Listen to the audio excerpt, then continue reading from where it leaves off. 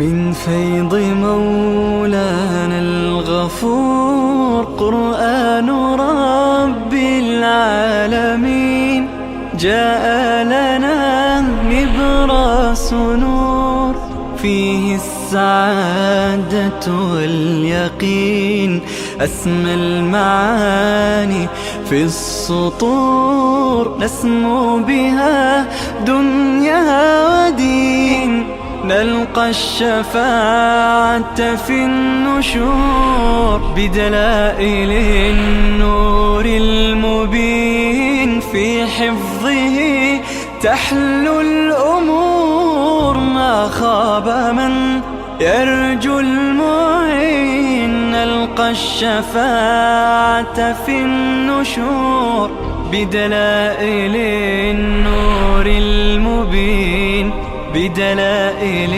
النور المبين.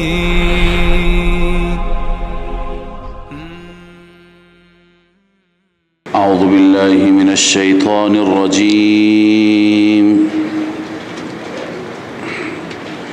بسم الله الرحمن الرحيم. إن الذين كفروا لن تغني عنهم اموالهم. این تخویف اخروی هست برای کبار اهل الكتاب، کفار اهل کتاب.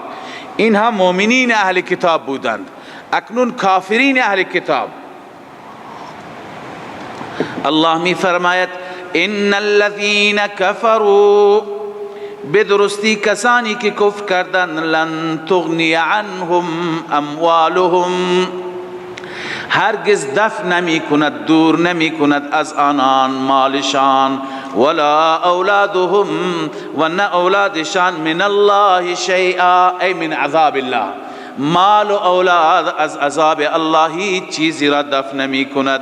و اولئک اصحاب النار، این ثمره اخروی است. اینها اهل النار هستند، اینها اصحاب نار هستند. هم فیها خالدون. ببینید هم فیها خالدون، نکته علمی میخوام خدمت شما عرض کنم. فقط اینها در نار خالدون هستند، همیشه هستند.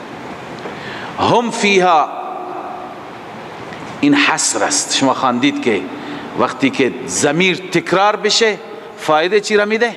حصر میده. یعنی همیشه در جهنم چه کسانی میمانند؟ کفار میمانند، مؤمنین نمیمانند. این آیه رد معتزله هست.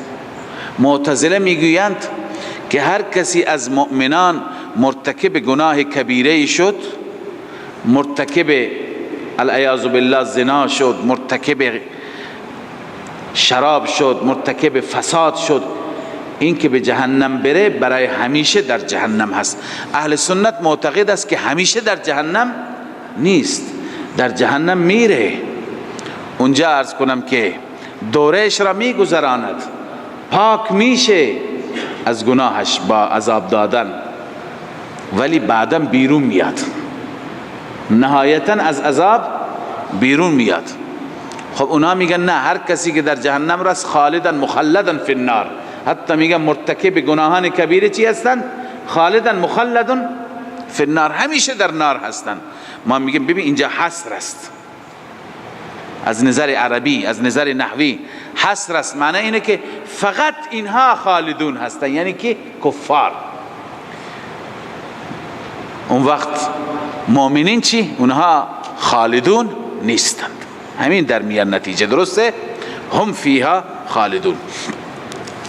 مثل ما ينفقون فی هذه الحیات الدنیا. خب الان کسی میگه که اینها همیشه در آتش جهنم، این همه بیچاره ها نفقه میکنند، پول خرج میکنند، کمک های بشر دوستانه. الان گروه های تبشیری مسیحی مگر کم دلار خرج میکنند؟ تمام بلاد افریقا و بلاد محروم و بلاد عقب مانده را صلیب سرخ روستا به روستا، ده به ده، شهر به شهر کمک میکند. مسیحیان اونقدر که کمک میکنند شاید مسلمانان کمک نمیکنند. جای زلزله، جای اتفاقی میفته میبینی فوراً کمک هایشون سرازیر است. این همه کمک، این همه نفقه، این همه صدقه، باز هم همیشه در جهنم نفقاتشون سودی ندارد.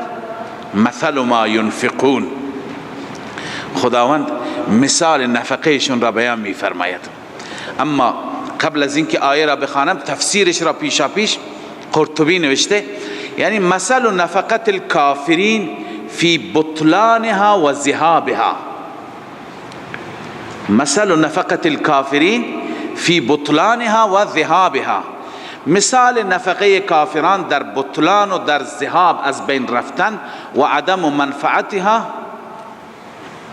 کمثل زرع، مثل کشتی هست، کشتزاری، اصابه ریح بارده، یک باد شمالی سردی که یخبندان باشد بیاید، نتیجه این کشت چی میشه؟ او نار فاحرقته، یا آتش بیاید او را بسوزاند، و اهلکته، اون را نابود بگرداند. فلم ینتفع اصحابه بشیء، اصحاب زرع، صاحبان کشت، هیچ نفعی از اون کشت خودشان نخواهند برد. بشیء بعد ما کانوا یرجون فائدته و نفعه، بعد از اینکه اونها امیدوار بودند فائده و نفعش را ببرند. لذا کفار همچنین فائده و نفعی نمیبرند. من یه مسئله را خدمت شما قبلا هم عرض کردم، دوباره هم تکرار بکنم، بار بار که این را همیشه به ذهن داشته باشید. قبلا عرض کردم اعمال خوب کفار، اعمال نیک کفار، مثل مواسات، مثل همدردی، مثل خرج کردن، مثل به هر حال به غم بینوایان، درماندگان، سیل زدگان، زلزله زدگان، به کمک اینها شتافتن، یا اینکه اخلاق خوبی داشته باشند، برخورد خوبی داشته باشند، صداقت خوبی داشته باشند، یا عرض کنم که دعایی فریادی خدا را میزنند ولی بر اساس اون عقیده کفریه و شرکیه خودشان، این اعمال در دنیا میتونه برایشون مفید باشه، در آخرت نه. در دنیا اگر اعمالی بکنه، اگر شاید بعضی جا شما ببینید که یک مقداری وضعشون خوب هست، شاید نتیجه اعمال خوبشون باشه. مثلا غدر و خیانت و دروغی که در معاملات مسلمانان دارند، اونطوری که تجار ما تعریف میکنند، در کشورهای کفر نیست از این خبرها. اونها یک مقدار صداقت بیشتر دارند. خب این نتیجه شاید شده که اقتصادشون خیلی بهتر. پس نتیجه اعمال خوب را در دنیا میبینند، حتی دعایی بکنند. علما استدلالشون قبلا خدمتتون عرض کردم از دعای ابلیس هست. ابلیس ابا واستکبر و کان من الکافرین، کافر شد، کافر دیگه هیچ ارزشی برای خدا ندارد، اما بعدا دعا میکنه بعد از کفرش، رب انظرنی الی یوم یبعثون، بار الها مرا تا قیامت مهلت بده. خدا میگه انک من المنظرین، دعایت قبول شد اما 100% نه، الی یوم الوقت المعلوم، تا روزی که خدا معلوم کرده، نه تا روز قیامت که اصلا بر تو مرگ نیاید. یا درباره مشرکان مکه الله تعالی می فرماید و ما کان الله معذبهم و هم یستغفرون، اینها شب و روز میگه خدایا ما را عذاب نده، خداوند عذابشون نمیده. و هم یستغفرون، وقتی که استغفار میخوانند. پس اگر کافر حتی استغفار بخواند، دعایی، عمل خیری انجام بده، همدردی و مواساتی داشته باشه، در دنیا برایش مفیده. اما آیاتی که ما میخوانیم که خداوند میفرماید اعمالشون هیچ ارزشی نداره، مثال اعمالشون همین مثال که الان میخوانیم، مثال انفاقشون مثل چی هست؟ مثل کشتی هست که طوفانی میاد او را خراب میکنه. این از نظر آخرت است. فلا نقیم لهم یوم القیامت وزنا، این در کجاست؟ در آخرت است. فجعلناه هباء منثورا، ما اعمالشان را تبدیل به غباری که پراکنده میشه در آسمان. این مربوط به کجاست؟ به آخرت است. همه اینها مربوط به آخرت هستند. لذا این مثال انفاقشون از نظر آخرت. در دنیا امکان داره که نتیجه خوبی برایشون داشته باشه. الله می فرماید مثل ما ينفقون في هذه الحیات الدنیا، مثل آنچه که خرج میکنند در این زندگی دنیا، که مثل ریح، مثل بادی هست، مثل طوفانی که فیها سر. قبلا سر را خواندیم در سوره عرض کنم که قمر. سر اونجا سرسرن خواندیم. انا ارسلنا عليهم ریحا سرسرا ای فیه برد شدید. سر یعنی برد شدید، طوفانی که در آن برد شدید باشد، یخبندان باشد. خب کشاورزان میدونن که این یخبندان کشت را از بین میبرد. اصابت حرث قوم، که برسد به حرث و کشت قومی که ظلموا انفسهم، به دلیل شرک و کفر بر خود ظلم کردند، فاهلکته، او را هلاک میگرداند. الله میفرماید و ما ظلمهم الله، الله بر آنها ظلم نکرده، ولكن انفسهم یظلمون، اما آنها خود بر خود ظلم کردند به دلیل شرک و کفر. پس مثال اینها همینه در دنیا که به سبب شرک و کفر اینها عرض کنم که انفاقشان مثل همون کشت فایده برایشان ندارد. لذا وقتی که کفار هم وضع دنیایشون اونه هم وضع آخرتشون، اکنون شما مسلمانان را خدا میگوید ای مسلمانان، شما با کفار چنان محبتی که صمیمیت باشد، چنان دوستی که صمیمیت باشد داشته نباشید. چندمین بار هست که ما را خداوند از دشمنی، از دوستی با دشمنان خودش با کفار چی میکند؟ منع میکند. الله میفرماید یا ایها الذین آمنوا لا تتخذوا بطانة من دونكم.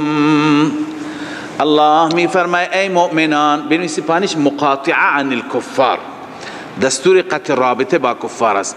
ای مؤمنین لا تتخذوا بطانة، شما نگیرید بطانه بغیر از خودتان. بطانت میگویند اون دوستی را که انسان اسرار و رازهایش را به او بگوید،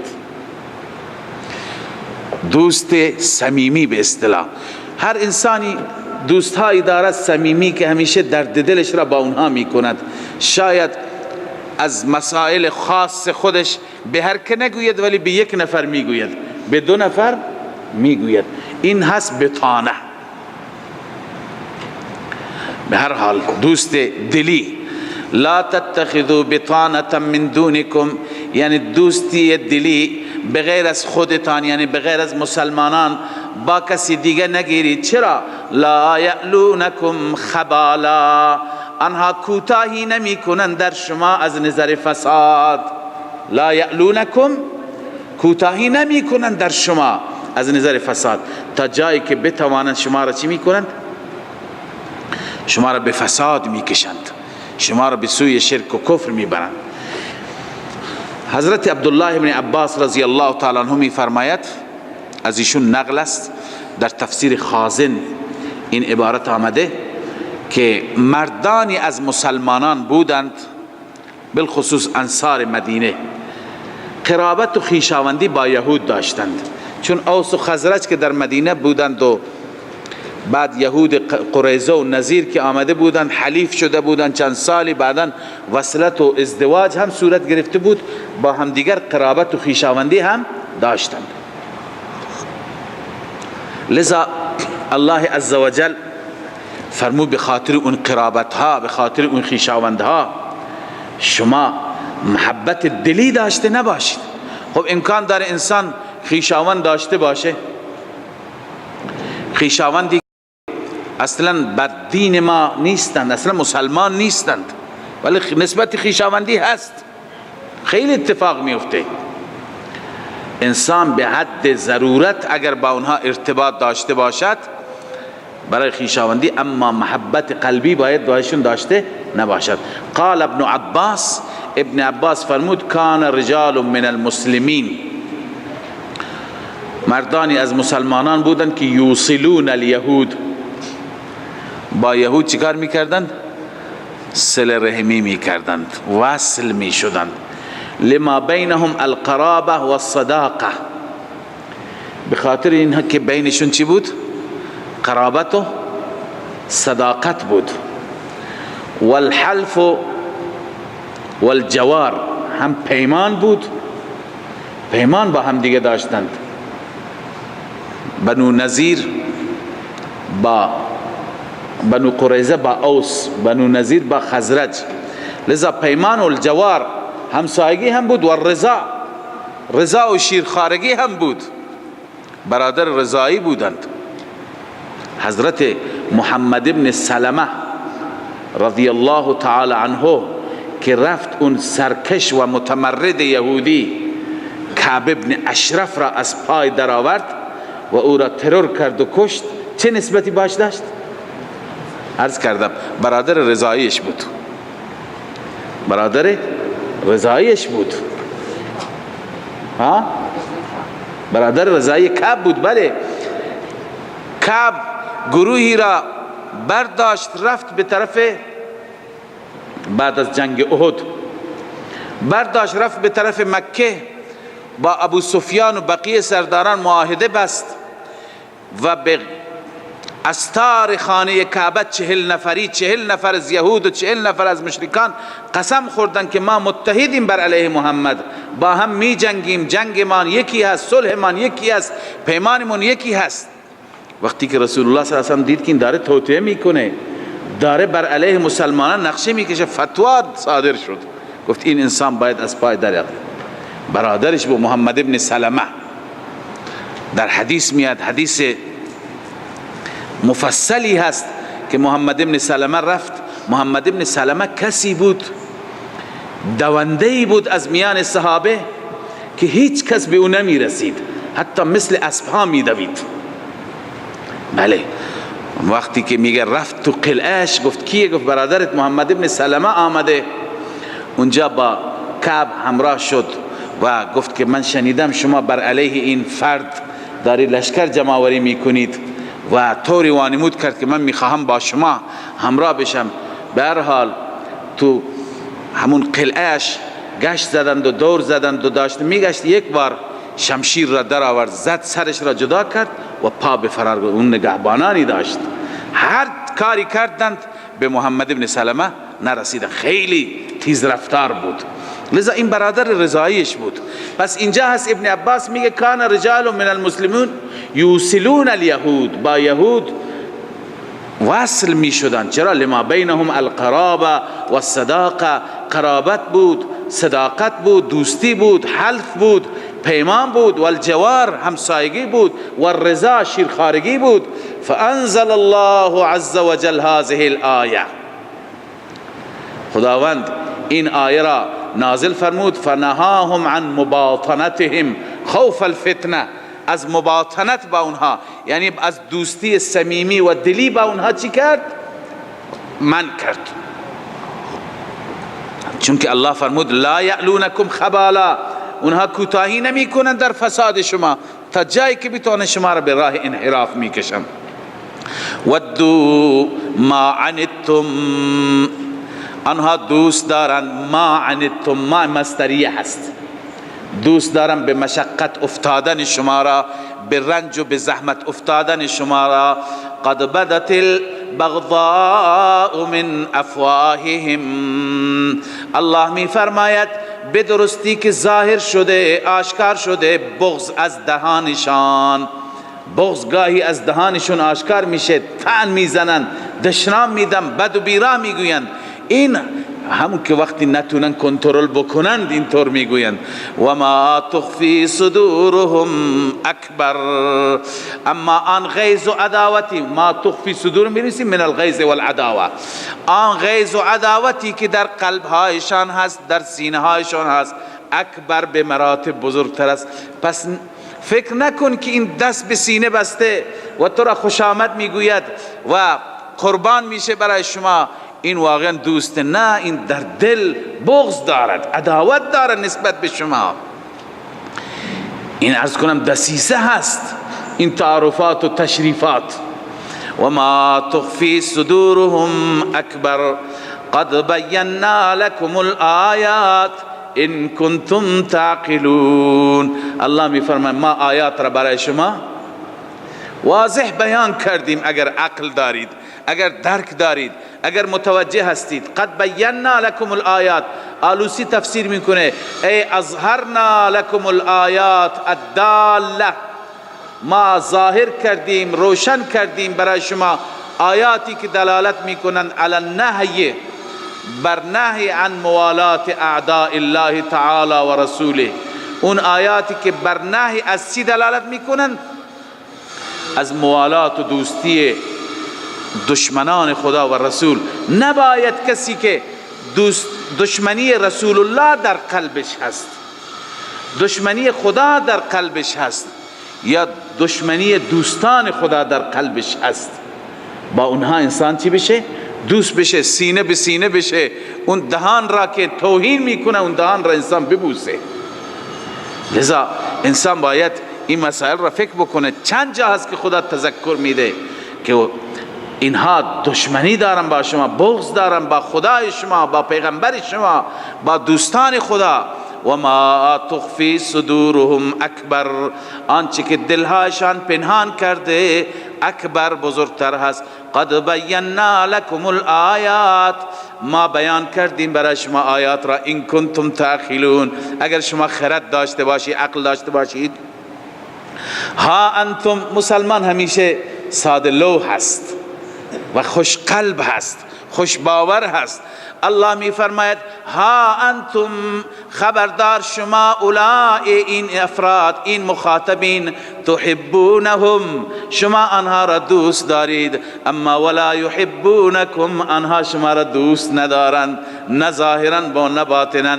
و تؤمنون بالکتاب کله، شما کسانی هستید که به همه کتاب ها ایمان آوردید، شما اونها را احترام میگذارید، تورات را احترام میگذارید، موسی علیه السلام را پیغمبر خدا میدانید، مقدس میشمارید، اما اونها نسبت به شما چی میکنند؟ توهین میکنند.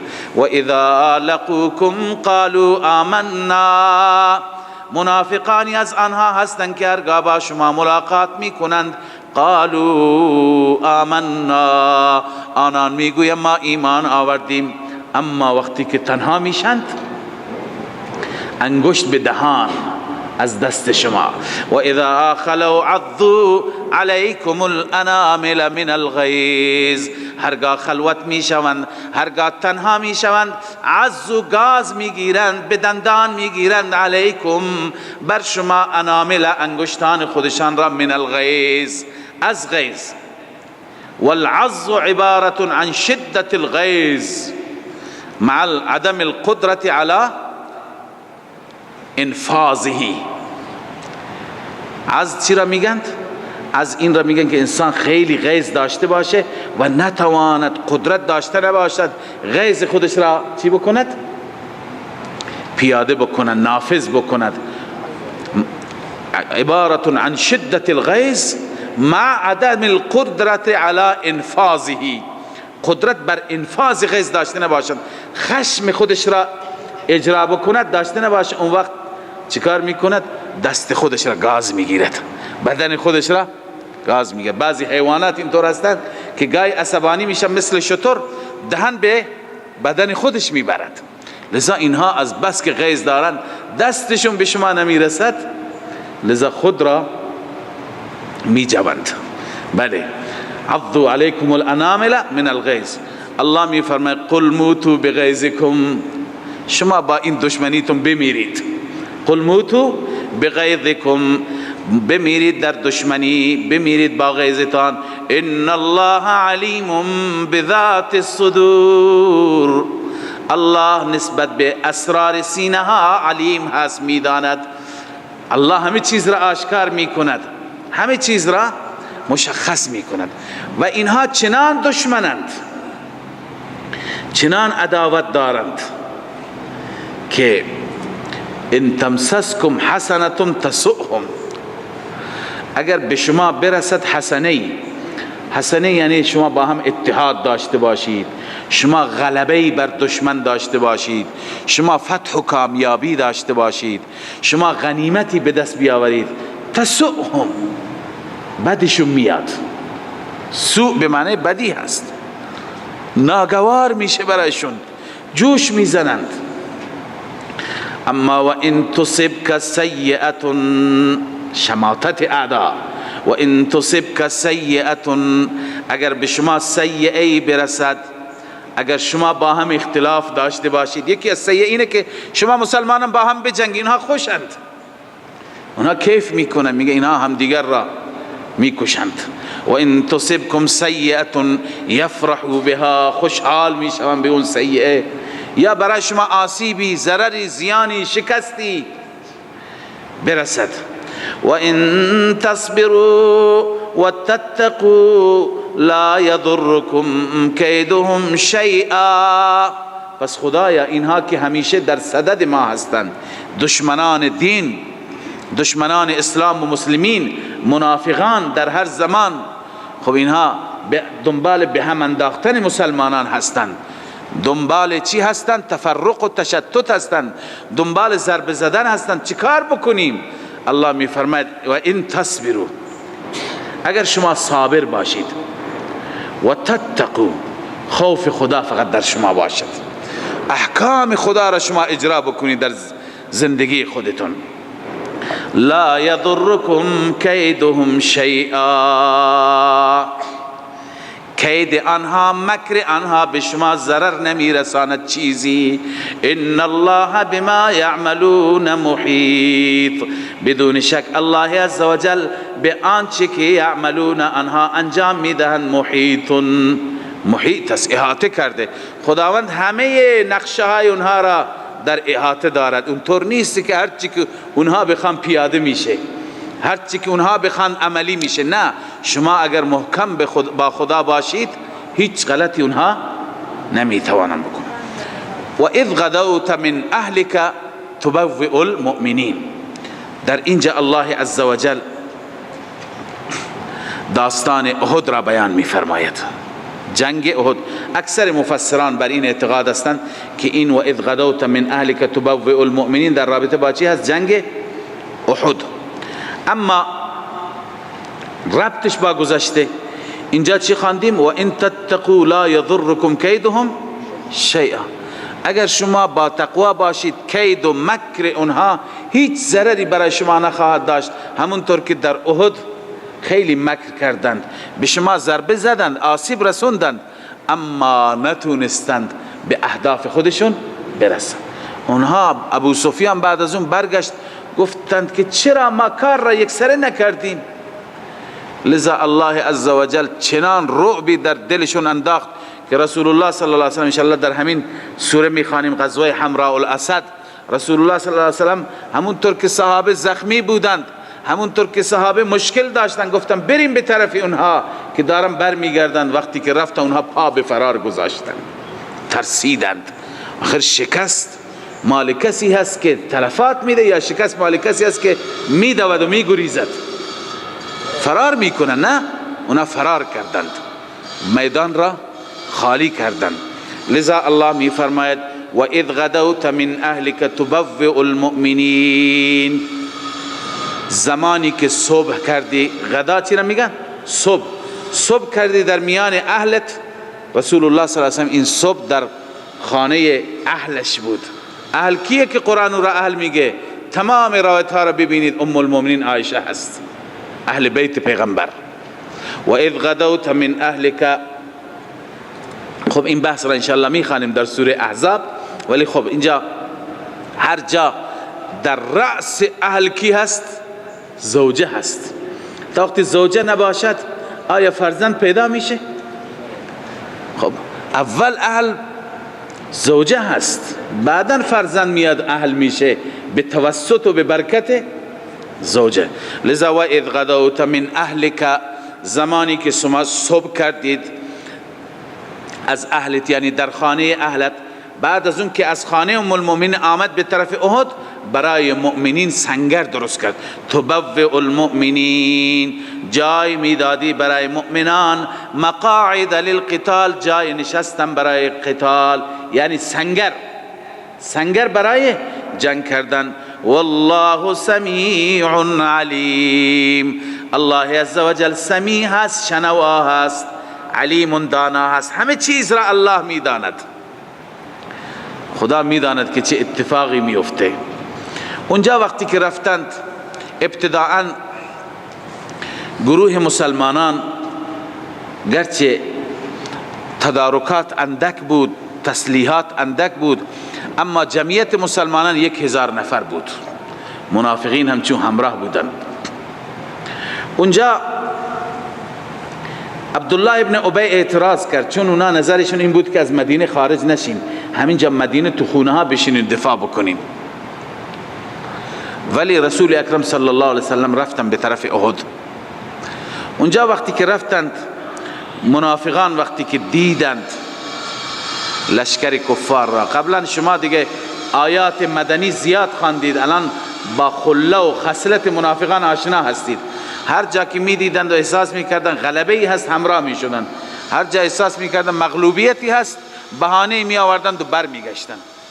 لذا عبدالله ابن ابی می گفت که کسی از ما حرف شنوی ندارد، به مشوره ما اهمیت نمی دهد و ما را به انسانی به حساب نمی آورد، ما نمی مانیم. برگشت، با منافقان برگشت. 300 نفر باش برگشت.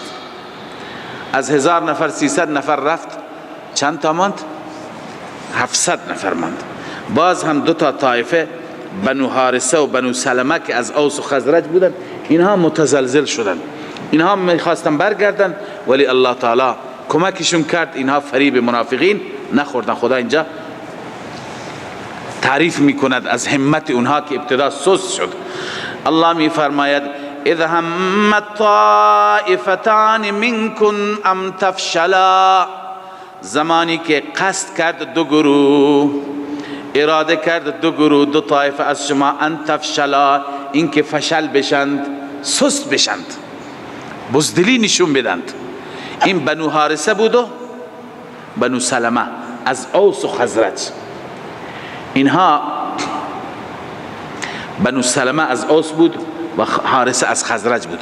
اینها گفتند که ما بریم شکست میخوریم. میخواستن برن، آخر دیگران اونها را موعظه کردن، راهنمایی کردن و خدا هم نخواست. اینا مؤمن بودن، مثل اونا منافق نبودن. والله ولیهما، الله عزوجل ولی اونها، حامی اونها بود، الله نگذاشت. و علی الله فلیتوکل المؤمنون، فقط و فقط بر الله باید توکل بکنن مؤمنان. ببین توکل بر الله چگونه هست؟ اسباب را همان گونه که رسول الله صلی الله علیه وسلم هر چی که اسلحه داشت، هر چی که شتر و اسب بود، مرکب بود، آوردند. الان توکل بر خدا، نه اینکه توکل با ترک سبب، اسباب را ترک بکنیم.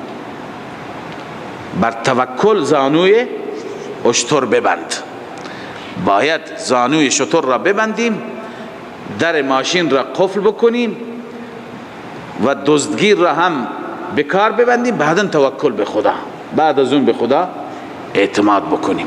لذا نه اینکه همه چیز را باز بکن، سویچ را هم روش بذار، توکل بکن، این نشد. قال سهل رضی الله عنه من قال ان التوکل یکون بترک السبب، هر کسی از آیه سو استفاده بکند و بگوید توکل این است که اسباب را ترک کن، مریض هستی قرص نخور، بگو توکل خدا خوب میکند، فقد طعن فی سنت رسول الله صلی الله علیه وسلم. قرطبی این انسان در سنت رسول الله چی زد؟ طعنه زد. سنت نیست. سنت همینی که رسول الله در احد انجام داده. توکل دارد ولی هر چی که از اسباب هست هم بکار گرفته. الله می فرماید وعلى الله فليتوكل المؤمنون، فقط و فقط بر الله توکل کنن مؤمنان. ولقد نصركم الله ببدر وانتم اذله. داستان احد بعد از این به تفصیل ادامه دارد تا چندین رکوع تا نزدیک پایان سوره می رود، اما الله تعالی نمونه بیان می فرماید. ببین اونجا شما را خدا نصرت کرد. ولقد نصركم الله، بدرستی الله شما را یاری فرمود در بدر و انتم اذله، در حالی که شما کم بودید. اذله یعنی قلیله، شما اندک بودید. فاتقوا الله لعلكم تشکرون، از الله بترسید شاید شما شاکر باشید. اذ تقول للمؤمنین، این متعلق به نصرکم هست. نصرکم اذ تقول للمؤمنین، اونجا در بدر شما را یاری کرد، اونجایی که شما می گفتی به مؤمنین الان یکفیکم، آیا شما را کفایت نکند ربکم، رب شما بثلاثه آلاف، به 3000 من الملائکه منزلین، از ملائکه که فرود می آیند.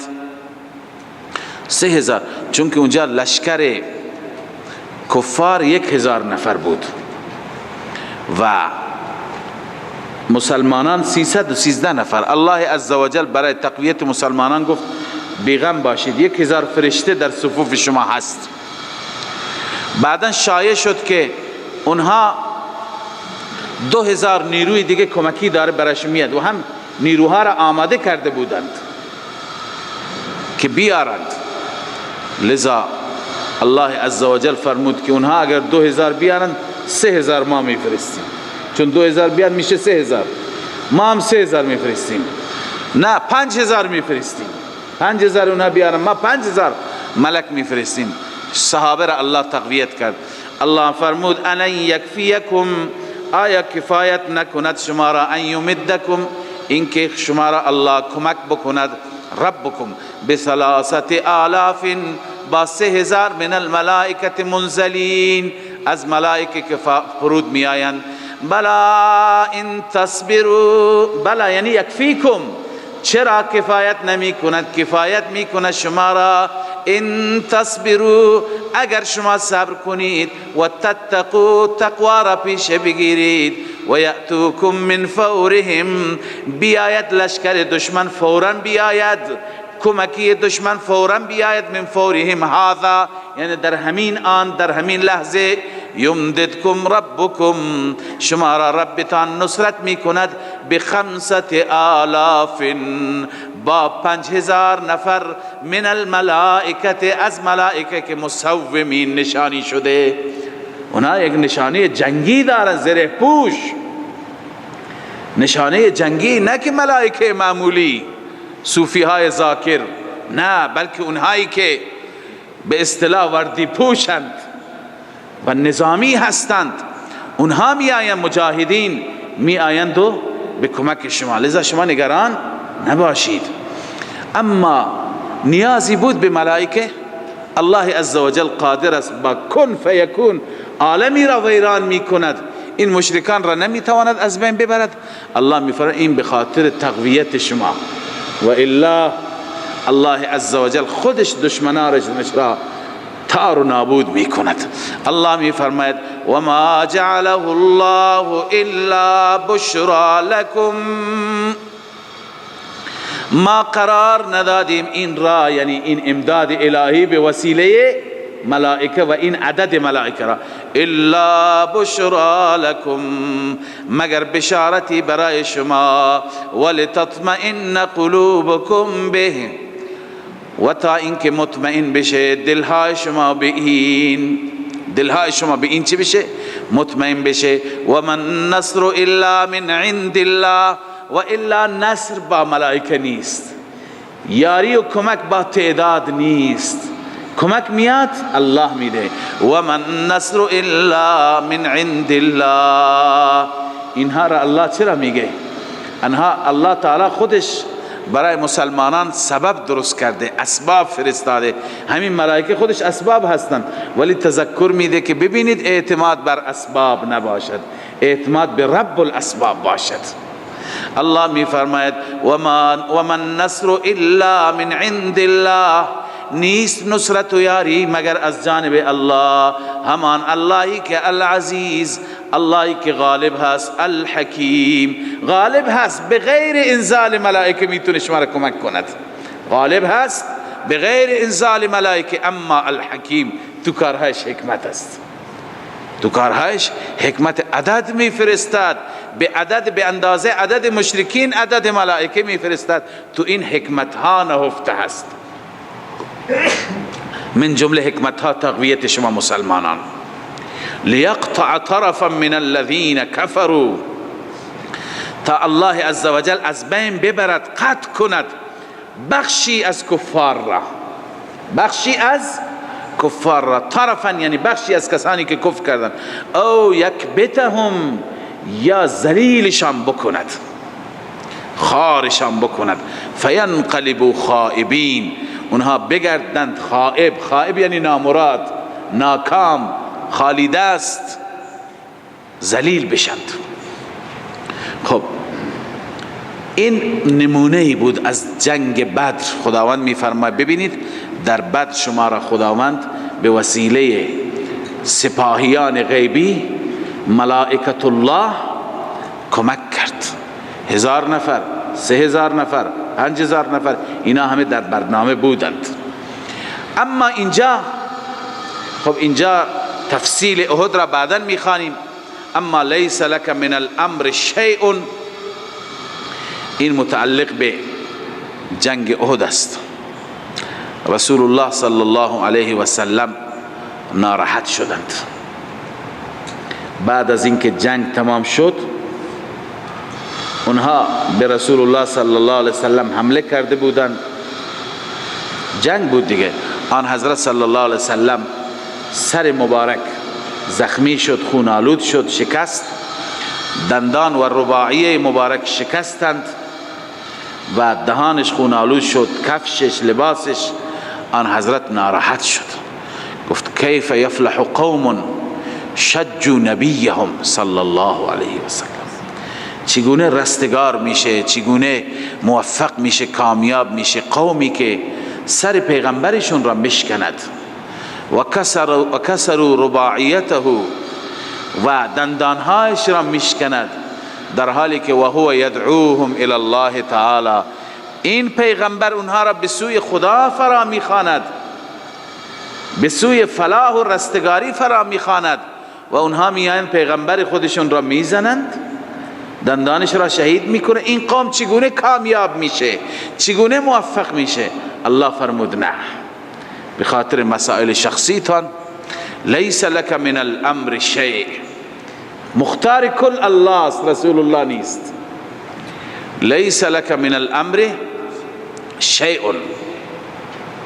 بله نیست برای شما از این امر هیچ چیزی. او یتوب علیهم، یعنی حتی یتوب علیهم، یا الی ان یتوب علیهم، یعنی شما در این کار دخالتی نخواهید داشت تا اینکه خدا بر اینها رجوع میکند، اینها را توبه نصیب میکند، مسلمان میشن چنانچه اکثرشون شدن.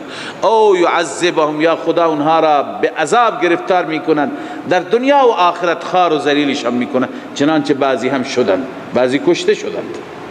لذا الله میفرماید در این کار هیچ کاری شما ندارید. استبعاد لتوفیق من فعل ذلك،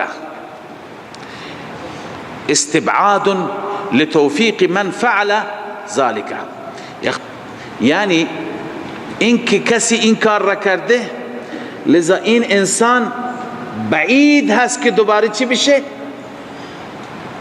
دوباره هدایت بشه. کیف یفلحو، چگونه رستگار میشه، چگونه؟ الله میفرماید نه.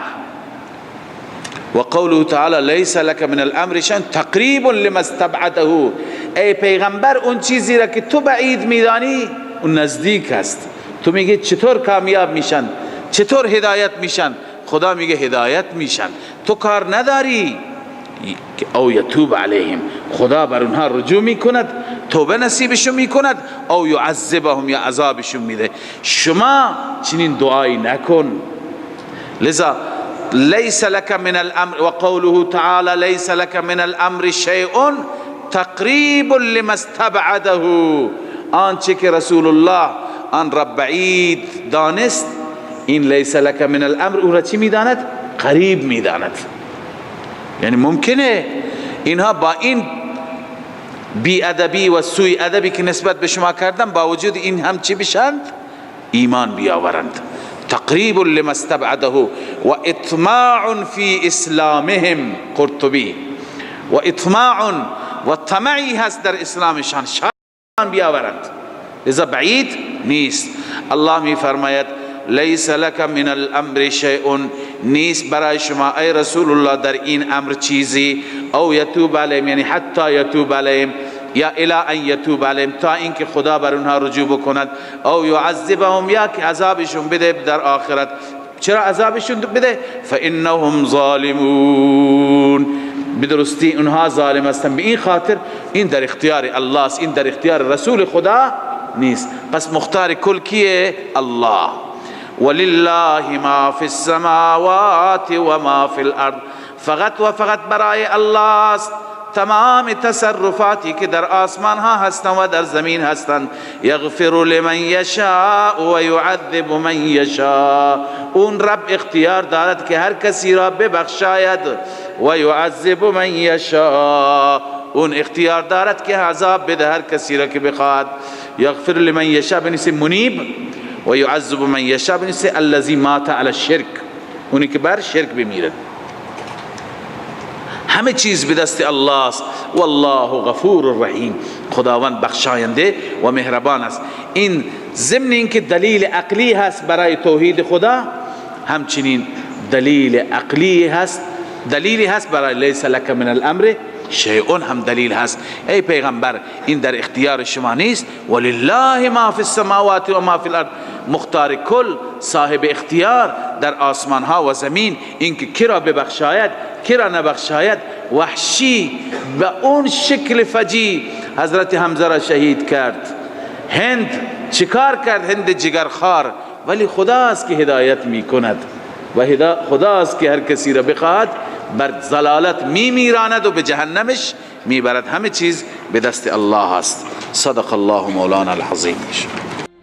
من فيض مولانا الغفور قرآن رب العالمين، جاء لنا نبراس نور فيه السعادة واليقين، أسمى المعاني في السطور نسمو بها دنيا ودين، نلقى الشفاعة في النشور بدلائل النور المبين، في حفظه تحلو الأمور، ما خاب من يرجو المعين، نلقى الشفاعة في النشور بدلائل النور المبين، بدلائل النور المبين.